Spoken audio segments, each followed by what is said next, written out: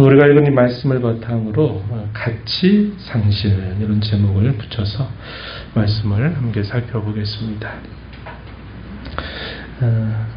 에스겔 시대가 언제였나 우리가 먼저 좀 짚어보는 게 도움이 될 것 같아요.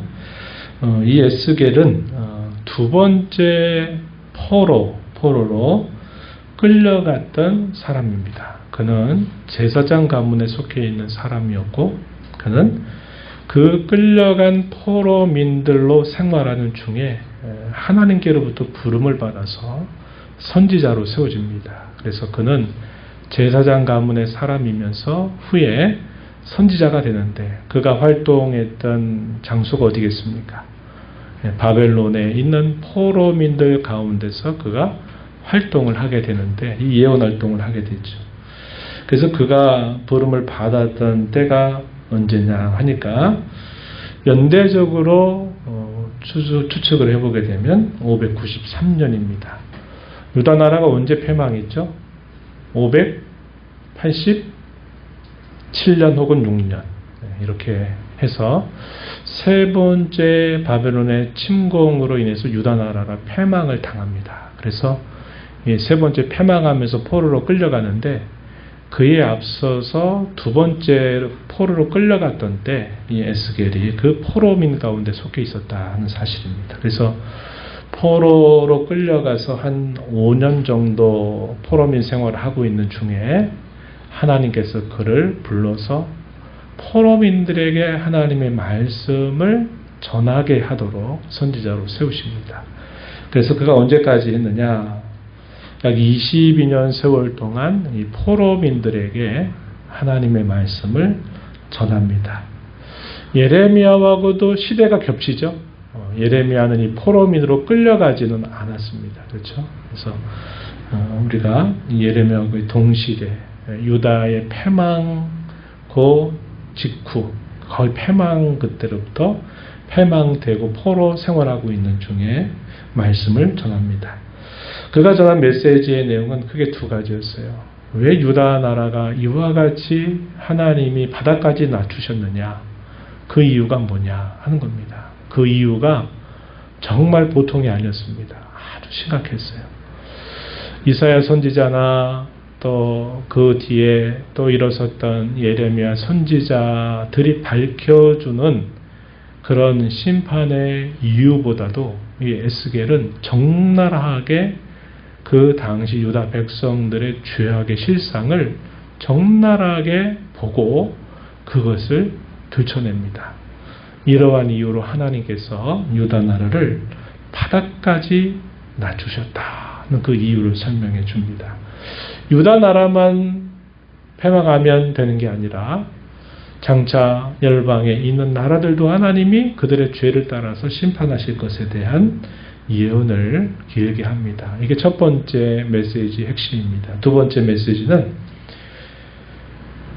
하나님께서 그 자기 백성들을 그대로 바닥까지 낮추시고 내버려 두시는 것이 아니라 그들을 다시 하나님이 회복하고 일으켜 세우시는 내용들이 소개가 됩니다. 위로와 소망의 메시지가 후반을 이루게 있다는 것입니다. 이러한 내용에 있어서는 우리가 살펴본 것처럼 이사야 선지자도 예레미야 선지자도 동일합니다. 앞부분에는 심판의 메시지, 후반부에서는 위로와 구원과 회복, 그리고 영광스러운 미래를 예언한 내용들이 쭉 이어지고 있습니다. 본문의 이야기가 어떤 이야기입니까? 비유를 들었어요. 비유. 어떤 비유입니까? 포도나무를 하나님께서 에스겔에게 이야기하시는 거예요. 포도나무는 전통적으로 이스라엘 나라를 상징하는 아주 대표적인 상징 중에 하나입니다. 예를 들어서 창세기에도 보면 이에 대한 비유가 소개가 되고 있습니다. 창세기에서 야곱이 그의 자녀들을 예언하는 그 메시지 안에서 이스라엘이 포도나무의 비유해서 설명을 하기도 하고요. 예레미야 선지자에게서도 또 선지자 이사야에게서도 소위 포도원의 노래라고 부르는 이사야서 5장에 나와 있는 이야기 속에서도 이 포도나무가 바로 하나님의 백성을 상징하고 있다는 사실이고, 시편에서도 그 내용들을 우리가 확인하는데, 시편 80편 8절 말씀에 보면은 이스라엘을 어떻게 소개했느냐, 거기 제가 기록했습니다. 애굽에서 가져다 심은 포도나무로 이스라엘을 비유했습니다. 무슨 얘기죠? 400년 넘는 시간 동안 애굽에서 종살이와 노역을 했던 이스라엘 백성들을 하나님이 가져다가 어디에다가 심으셔요? 약속의 땅에 심으시죠. 그것을 애굽에서 가져다 심은 포도나무라고 하는 말로 사용하고 있다는 겁니다. 그래서 하나님께서 포도나무를 들어서 비유를 지금 베풀고 있어요. 그 비유의 내용이 어떤 내용이냐 하니까, 우리가 읽은 본문 2절에 보면은 이 포도나무에 대해서 하나님이 질문을 던져요. 이 포도나무가 다른 모든 나무보다 나은 것이 무엇이냐, 이것을 2번씩이나 물으셨습니다. 이렇게 물으셨어요. 포도나무의 가치가 과연 무엇이냐라고 묻는 그런 질문이죠. 포도나무의 가치는 어디에서 증명이 될까요? 포도 열매입니다. 그렇죠. 포도 열매를 잘 맺는 것으로부터 포도나무의 가치가 결정이 되는 거예요. 그런데 그 열매가 없는 포도나무, 여러분들 포도나무를 한번 머릿속에 그려보세요. 이렇게 꼬불꼬불 이렇게 자라잖아요. 그죠? 나무는 단단하지만 그 나무를 어디다 쓰겠어요? 똑바로 뻗지도 않고 꼬불꼬불하고. 그러니까 그 포도나무는 그 가치를 드러내는 유일한 길은 포도 열매를, 맛있는 포도 열매를 잘 맺는 데 있어요. 근데 이 포도나무가 열매를 맺지 못한다 그럴 때, 이 포도나무를 다른 나무와 비교했을 때 이게 도대체 좋은 게 뭐가 있느냐고 하나님이 물으시는 것입니다. 이 말은 무슨 뜻이겠어요? 열매를 맺지 못하는 포도나무는 아무 쓰잘데가 없다, 이런 이야기를 하시는 거죠. 그러면서 하나님이 또 이렇게 물으세요. 그거 가지고 뭐 제조해 볼 수 있겠냐? 뭘 만들어 볼 수 있겠냐? 또 그거에다가 그릇을 걸 만한 못을 그것을 가지고 만들 수 있겠냐? 못한다는 겁니다. 그 나무는 결국 하나 쓸 것이 하나 있다는 것은 땔감 제목이 될 수밖에 없다, 이 말씀을 하시는 겁니다. 한번 본문 5절로 한번 가서 보세요. 이렇게 말했습니다. 그것이 온전할 때도 아무 제조에 합당하지 아니하였거든. 포도나무가 멀쩡한 거예요. 불에 사르지 않고 그 멀쩡한 포도나무를 가지고도 뭘 만들려고 해도 쓸 가치가 없고, 또 그걸 가지고 뭐 그릇이나 무거운 걸 걸 만한 못을 만들 만한 가치도 없는데, 만약에 그 포도나무가 양끝이 불에 거슬러 가지고 양끝이 타 있는 상태가 된다면 그 포도나무는 더더군다나 쓰잘데없다는 겁니다. 그게 멀쩡해도 쓸모가 없는데 양쪽에가 벌써 불로 타가지고 끝스름을 가지고 있는 포도나무는 더욱더 쓰잘데가 없다는 겁니다. 그건 그냥 다시 불에 땔감으로 넣어버리는 것밖에는 없다, 이런 말씀을 하시는 겁니다. 이걸 통해서 하나님이 뭘 말씀하실까요? 요 말씀이 주어지는 시점이 언제냐면 이미 두 차례에 걸친 바벨론의 침공이 있었습니다. 그죠? 첫 번째는 주전 605년입니다. 그죠? 605년에 느부갓네살 왕이 즉위하는 원년에 이 유다나를 첫 번째 침공하면서 포로로 끌려갔어요. 그때 다니엘 같은 인물들이 포로로 끌려갔다 그랬어요. 첫 번째 포로로 끌려갔고, 그 다음에 두 번째 또 바벨론이 침공해서 두 번째 또 포로로 끌려갔어요. 그러니까 거의 꺼질 만한 거에서 다시 되살아난 정도가 돼버린 겁니다. 금방 초대에 말씀드렸듯이 이때 에스겔도 두 번째 포로에서 끌려가서 포로민으로 살고 있는 상태였다는 겁니다. 두 번에 걸친 이런 역사적인 징계가 있었음에도 불구하고 그들이 간간히 살아남아 있는 그런 상태라는 거죠. 그래서 양쪽의 끝이 벌써 불에 거슬러 있는 그 포도나무, 온전해도 쓸모가 없는데 그렇게 거슬러 포도나무는 더욱더 쓸데가 없지 않겠냐, 이렇게 말하는 겁니다. 이게 뭘 말할까요? 하나님께서 바벨론을 들어서 자기 백성들에게 정신 차려 첫 번째 사인을 줬는데도 그 백성들이 그것을 깨닫지 못해요. 또 한 번 하나님이 또 두 번째 바벨론을 들어서 또 그들을 또 때렸는데도 그들은 왜 맞았는지, 그게 왜 그들에게 일어났는지를 깨닫지 못합니다. 선지자들은 분명히 그 이유를 말해주는데도 받아들이지를 않는 겁니다. 그러니까 그런 상태에 있는 이 유다를 우리 하나님께서 이런 비유를 통해서 그들에게 말씀하고 있다는 겁니다. 결국은 땔감으로밖에 처리할 수 없다 할 말이죠. 이 말은 결국 남아있는 풍전등화와 같은 이 유다의 운명이 결국은 패망이 되고 말 처지에 있다. 이것을 이런 비유를 통해서 말씀하고 있는 것입니다. 결국 오늘 우리가 읽은 이 이야기는 바로 하나님의 백성으로 부름받은 이 유다 백성들이 그들이 드러낼 이 포도 열매와 같은 가치를 하나도 그들이 드러내지 못하고 있는 것에 대해서 결국 하나님이 안타까워하시면서 결국 그들을 패망하게 할 수밖에 없는 그런 상태가 됐다는 것을 말해주고 있는 것입니다. 그래서 이 포로민으로 있었던 에스겔은 이런 말씀을 들으면서 유다의 끝이 왔구나. 드디어 유다가 꺼지겠구나. 이런 생각을 하게 되는 계기가 됐을 것입니다. 가치를 드러내지 못하고 그 가치를 상실하게 된 이스라엘을 이렇게 비유를 통해서 말씀하고 있는 것이죠. 오늘 우리가 이 말씀을 보면서 이런 몇 가지 생각을 하는 겁니다. 우리가 어떤 물건은 새 것이 가장 가치가 있죠. 그죠? 새 것. 근데 딱 사자마자 사가지고 벌써 딱 사놓다 되면 그때부터는 그걸 뭐라고 그러죠? 중고라고 합니다. 이미. 살 때는 새 거지만 이미 사버리고 나면 그건 그때부터 중고가 돼버려요. 그럼 그 가치가 뚝 떨어져 버리는 겁니다. 그죠?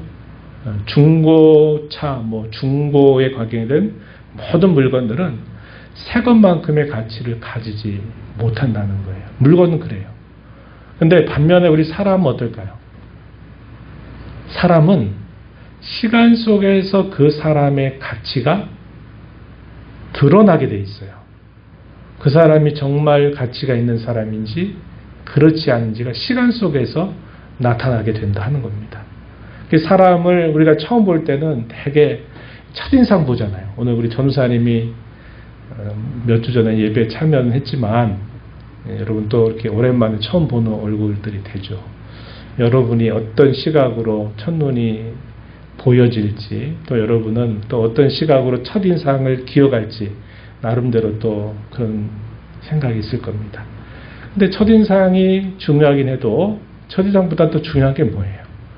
함께 지내보면서 서로가 가지고 있는 그 생각이나 인품이나 또 행실이나 그 신앙이나 이런 면모들이 시간 속에서 이것이 드러나게 되면서 첫인상보다 훨씬 더 정확한 우리가 가치를 알 수 있게 되는 겁니다. 사람은 지내볼수록 그 가치가 드러나는 존재예요.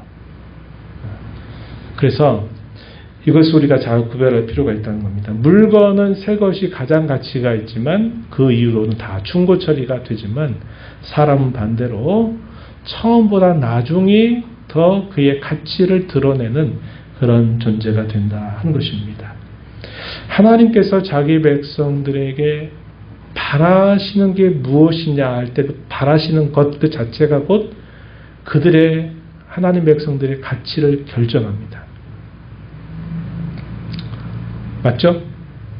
하나님이 너희가 이렇게 하기를 내가 바란다. 내가 너희를 향해서 이런 뜻을 가지고 있다 하는 것이 하나님이 그들을 어떠한 가치를 기준으로 보느냐를 결정합니다.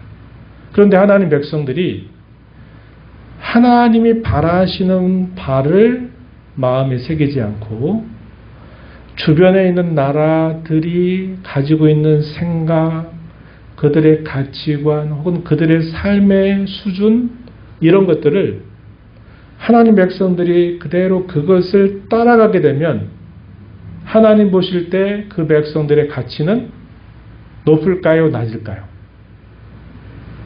높을까요? 낮을까요? 낮죠. 낮아지는 거예요. 하나님이 그 백성들을 가치 있게 보는 것은 그들이 얼마나 주변 민족들을 잘 따라가서 주변 민족들이 하는 것처럼 잘 가지고 하느냐를 따라 가치를 보는 게 아니라 하나님이 그들에게 바라시는 바를 통해서 그들의 가치를 보신다는 겁니다.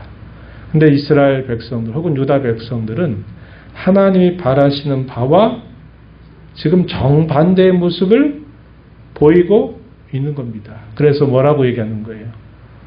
포도 열매가 없는 포도나무는 아무런 가치가 없는 것처럼 아무 쓸데기 없는 것처럼 너희가 지금 그렇지 아니하냐 이렇게 하나님이 묻고 계시다 하는 겁니다. 오늘 저와 여러분을 보시는 하나님이 저와 여러분의 가치를 뭘 가지고 보실까요? 내가 예수 믿어서 잘 먹고 잘 살고 많이 소유하고 돈도 많이 벌고 옷도 멋지게 입고 멋지게 살아가는 거 그걸 하나님이 가치 있게 볼까요? 그렇지 않아요. 세상의 어떤 가치를 잘 따라가는 것을 우리가 세상 사람들은 참 멋지다 가치 있다 말하지만 하나님이 보시는 가치는 그런 거 아니라는 거예요. 하나님이 우리에게 바라시는 바에 얼마나 그게 잘 일치하고 있느냐 그걸 하나님이 가치로 보신다 하는 것입니다. 그 가치는 결국 우리가 계속 읽어오듯이 그분이 바라시는 바가 그의 말씀을 통해서 들려지죠. 그 말씀하시는 바를 우리가 마음의 눈을 열고 마음의 귀를 열어서 그 말씀을 듣고 그 말씀을 따라 사는데 바로 그의 가치가 드러나게 되어 있다 하는 겁니다. 그래서 하나님은 자기 백성들에게 원하는 포도 열매가 뭐라고 말씀하셨냐면 이사야서 5장 7절, 6절, 7절 보면 뭐라고 얘기하시냐면 의와 공평이다 이 말입니다. 의와 공평.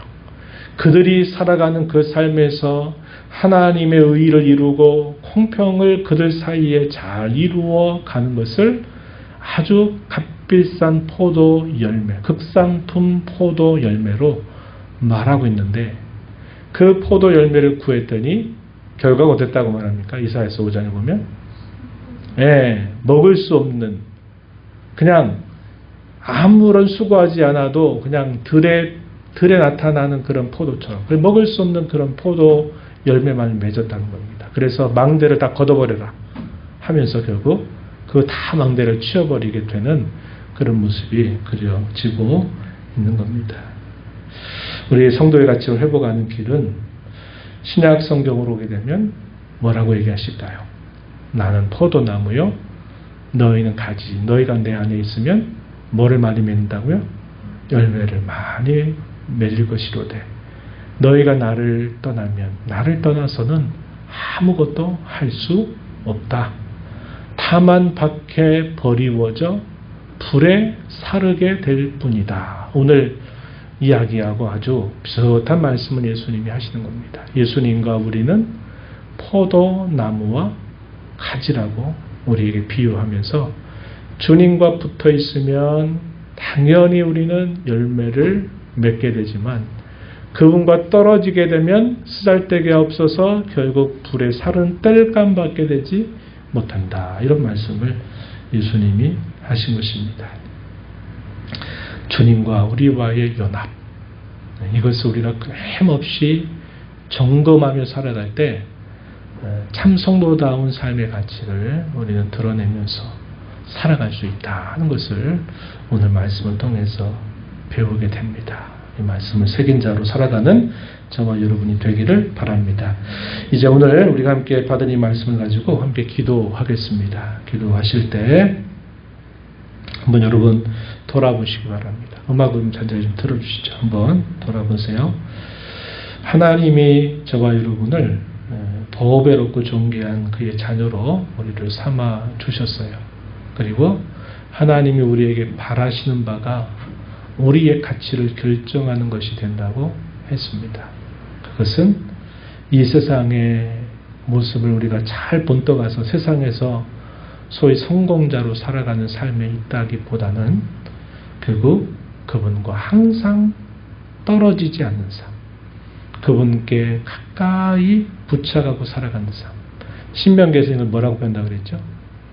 의지한다. 여호와를 의지하라 하시는 이 말씀이 다르게 말하면 그분과 붙어서 떨어지지 않는 것을 의지하는 것이다 라고 설명을 해준다고 했습니다. 오늘 우리 자신들을 돌아보면서 내가 이 세상의 가치를 따라가는데 급급한 것은 아닌지, 내가 그것을 갖지 못한 것 때문에 나는 왜 이렇게 내 삶은 지지리도 궁상맞게 살지, 또 이렇게 생각한 적은 없는지, 오히려 반대로 하나님이 바라시는 것, 그분이 기대하시는 것, 그것이 바로 내 진정한 가치를 드러낸 길이다 하는 것을 기억하시면서 주님과 언제나 함께하는 삶, 역경도 순경도 즐거움도 고통도 모든 삶의 순간을 주님과 함께 하는 삶을 살아가는 저와 여러분이 되도록 그분이 하신 말씀이 우리의 입술에 있고 우리의 마음에 있어서 그 말씀이 멀리 있는 것이 아니라 우리가 가까이 있고 어려운 것이 아니라 우리가 그 말씀을 지켜 살 수 있다 하셨던 그런 말씀처럼 우리의 삶의 가치를 그렇게 드러내는 남은 삶이 되게 해주세요. 함께 잠시 말씀을 붙들고 기도하겠습니다.